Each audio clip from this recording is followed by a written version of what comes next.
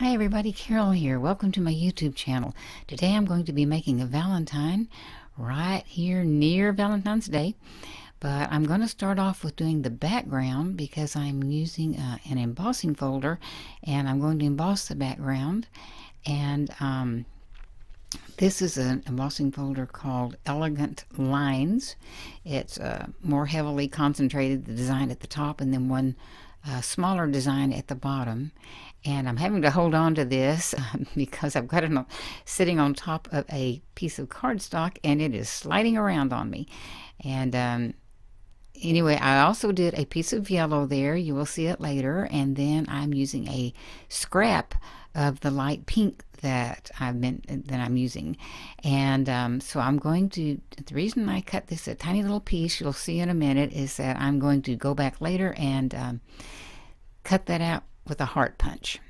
And then I am making a die here, cutting out a die that is a swirl. It's called a Small Swirl by Doris, and I cut out two of those. I end up only using one, but the first one didn't cut out too well, so I put a shim there with another piece of cardstock on top, and it cut out much better, as you will see.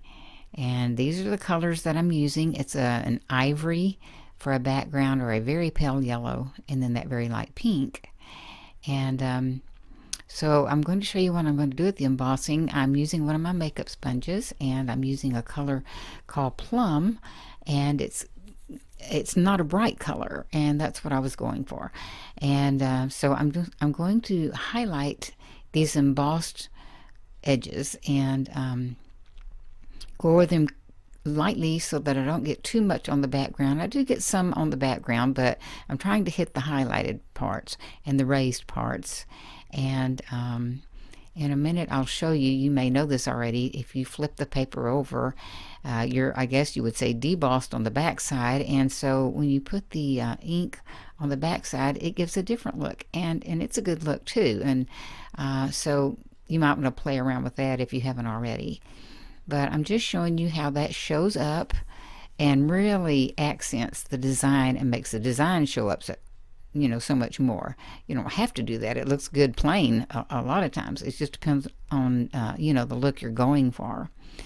So I'm speeding this up, and but I am going to hit all the high points of the main page. This is the background page, the cover page, you might say, of the card. I will mount it onto the base. But anyway, and then I took a different color, a neutral, and put it in the middle. It will be covered up, but I just wanted to be able to show you the difference in different colors, and it's kind of fun to experiment or use more than one color on the whole sheet. But anyway, then I'm coming back to the pink sheet. I'm going to do something different yet. I'm going to use pink ink on the pink paper, and I don't use a lot of this pink. I'm just going to have a few hearts cut out of it. But and then this is where I did the back, and I'm going to try to see if I can show you it maybe not the difference there. And I'm going to go around the edges on this swirl, and I'm going to go around the edges eventually on the hearts, and everything just to give it a little definition when it gets glued down onto the paper. And then here come the hearts, and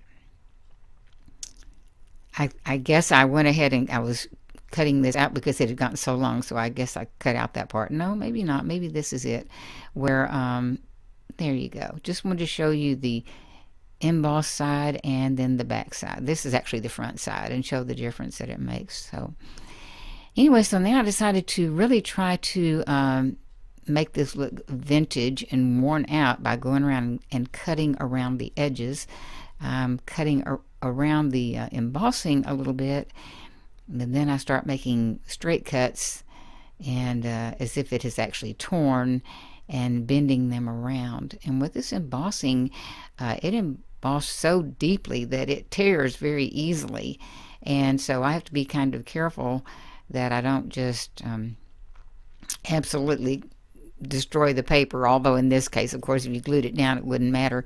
But one of the hearts I cut out a while ago,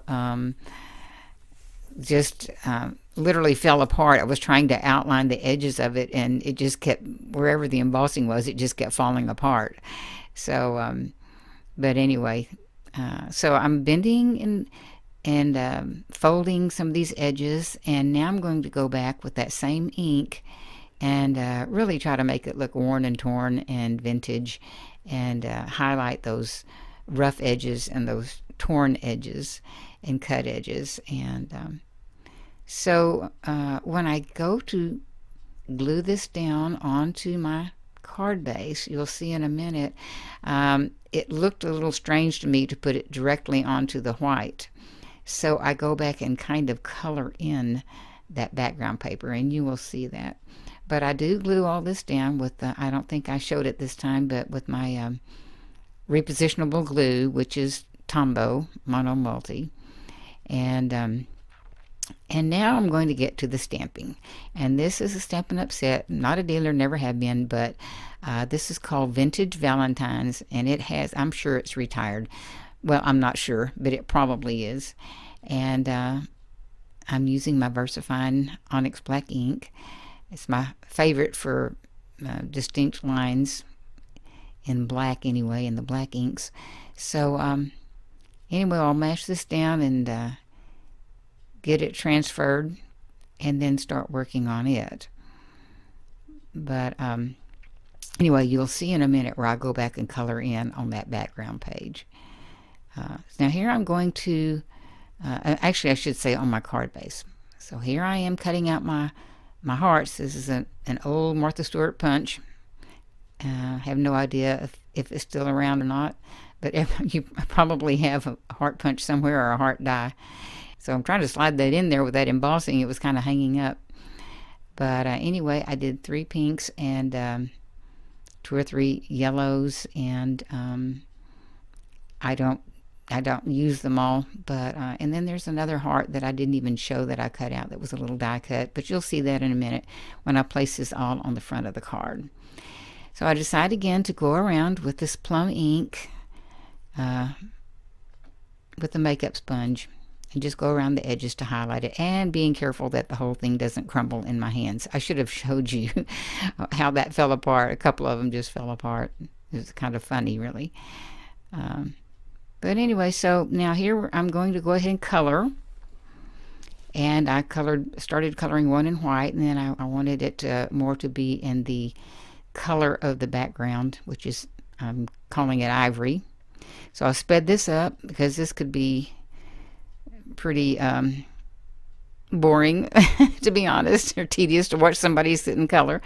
But I'm trying to use kind of pastels, and so that it will have a more faded look, since it is a vintage Valentine, supposedly, you know. So, and I did the kind of a very light green background, and those are Prisma colors I've had for a long time, and using some brown there for a little contrast, yellow, and then here we go. Now I'm going to, that's where I'm showing you how I colored in that little part of the background white that's going to be exposed, or is exposed, and so it will look a little more aged than just stark white. So I'm positioning these. I haven't really mashed them down hard yet. They have the glue on the back. Decided to play with that swirl. I wasn't sure I was going to keep any of this here. I'm doing it for the first time just to see how I like it. That's that extra heart that I didn't show you cutting out of a die, and I thought it went really well with the swirl. And then I'm trying to decide if I want to use that or where I want to use it. I end up making some more changes at the end. You'll see in the final photos. I stuck a little heart up, and please excuse my hair. I stuck a little heart back there in that cut out torn place back there. And then with the pins there, the black pins, I went ahead and went back and darkened their eyes, because they kind of get faded out sometimes with the colored pencil going on top. It's hard to keep from going over those. So touched up her mouth a little bit. But anyway, fairly satisfied with that, so I'm mashing it down. I'll go back later and put a part of a pink heart at the top. I decided they were a little bit too low. I'm going to raise them up. And I think I might have even stuck another heart on top of a heart, or I moved that one. The heart up to the upper left actually looks as if it just matched up with the design, so I changed the angle a little bit. But to see up close and to catch the details, that's what it looks like. I hope you enjoy. I hope you have a wonderful Valentine. And whether you're with a group of people or by yourself, just enjoy yourself and have a good time. There is that extra little pink touch. I just wanted something more to fill in the top. But anyway, thanks for joining me today. I enjoyed it and enjoyed being with you. And hopefully we'll see you in a few days. Bye-bye.